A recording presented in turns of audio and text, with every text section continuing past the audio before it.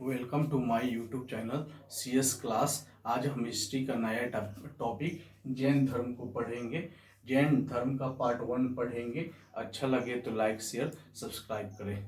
देखेंगे जैन धर्म के संस्थापक और प्रथम तीर्थकर।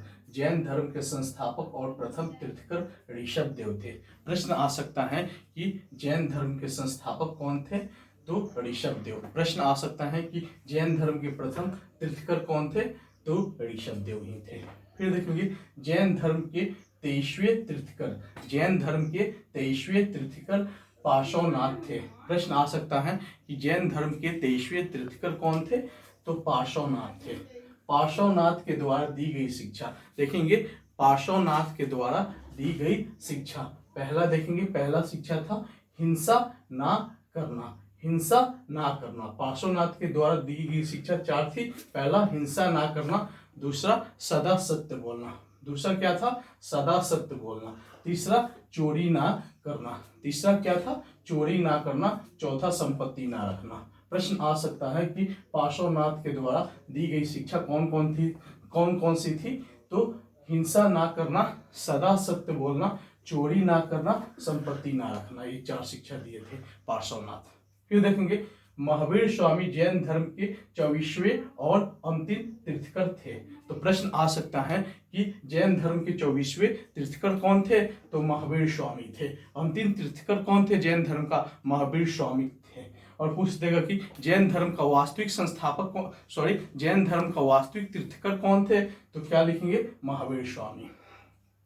देखेंगे महावीर स्वामी का जन्म 540 बीसी। महावीर स्वामी का जन्म 540 बीसी में कुंडल ग्राम वैशाली में हुआ। महावीर स्वामी का जन्म 540 बीसी कुंडल ग्राम वैशाली में हुआ। प्रश्न आ सकता है कि महावीर स्वामी का जन्म कहाँ हुआ, तो कुंडल ग्राम में हुआ। कहाँ पे है, वैशाली में। कब हुआ, 540 बीसी। इंपॉर्टेंट क्वेश्चन है। फिर देखेंगे इनके पिता का नाम। इनके पिता सिद्धार्थ जो यात्रिक कुल के सरदार थे। इनके पिता सिद्धार्थ यात्रिक कुल के सरदार थे। पूछेगा कि महावीर स्वामी के पिता का नाम क्या था, तो क्या लिखेंगे, सिद्धार्थ था। महावीर स्वामी के पिता का नाम क्या था, सिद्धार्थ था। और देखेंगे और माता त्रिशला, माता का नाम त्रिशला था। लिच्छवी राजा चेटक की बहन थी। तो प्रश्न आ सकता है कि महावीर के माता का नाम क्या था, तो त्रिशला किसकी बहन थी, राजा चेटक की बहन थी, लिच्छवी के। फिर देखेंगे महावीर की पत्नी का नाम यशोदा। महावीर की पत्नी का नाम क्या था, यशोदा। और पुत्री का नाम प्रियदर्शनी था। पुत्री का नाम प्रियदर्शनी था।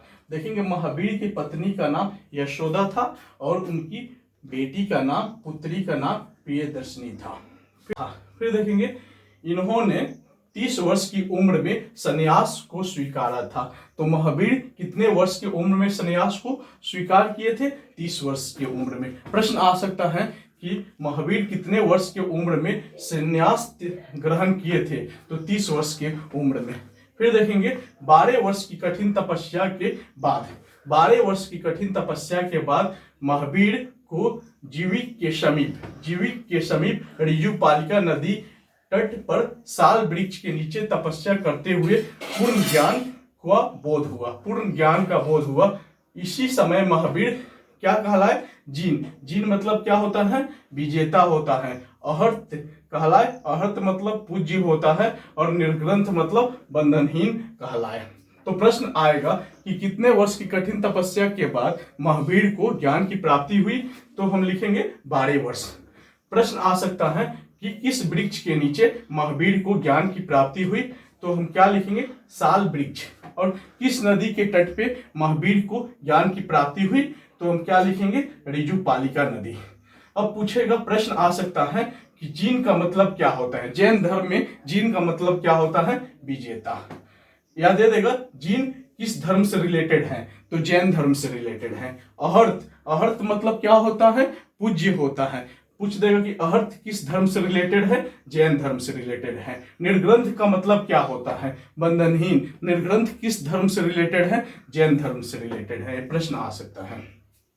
महावीर ने अपना उपदेश प्रकृति प्रकृत भाषा में दी। प्रकृत मतलब अर्धमगही में दी, अर्धमगही में। महावीर ने अपना उपदेश किस भाषा में दी? प्रकृत भाषा, जिसको अर्धमगही बोलते हैं। फिर देखेंगे महावीर के अनुयायियों को मूलतः निर्ग्रंथ कहा जाता था। महावीर, प्रश्न आएगा कि महावीर के अनुयायी को क्या कहा जाता है? निर्ग्रंथ कहा जाता था। देखेंगे महावीर के प्रथम अनुयायी उनके दामाद। प्रश्न आएगा कि महावीर के प्रथम अनुयायी कौन थे? तो उनके दामाद क्या नाम था? जामिल बने, जामिल बने।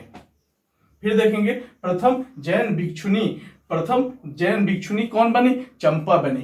प्रश्न आएगा कि प्रथम जैन भिक्षुनी कौन बनी थी? चंपा बनी थी। महावीर ने अपने शिष्य को 11 गंधरों में विभाजित किया। प्रश्न आ सकता है कि महावीर ने अपने शिष्य को कितने गंधरों में विभाजित किया? 11 गंधरों में विभाजित किया। अच्छा लगे तो लाइक शेयर सब्सक्राइब करें। अगला वीडियो पार्ट 2 में डिस्कस करेंगे।